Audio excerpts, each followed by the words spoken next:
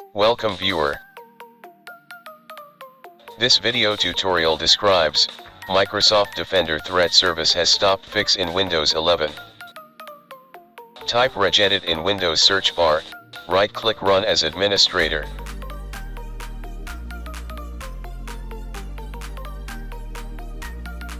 Click and expand HKey local machine, click and expand software.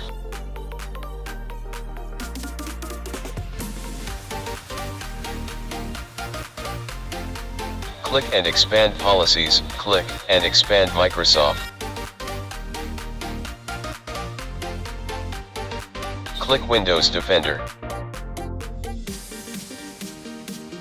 Created new DWORD 32-bit value named as Disava and Dispware.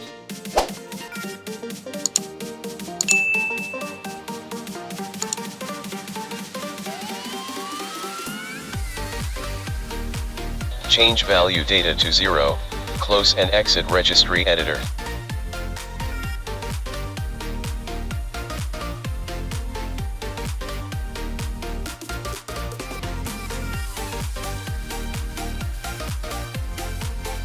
I hope this video tutorial helps to you. Please like, share and don't forget to subscribe my channel. Thank you very much.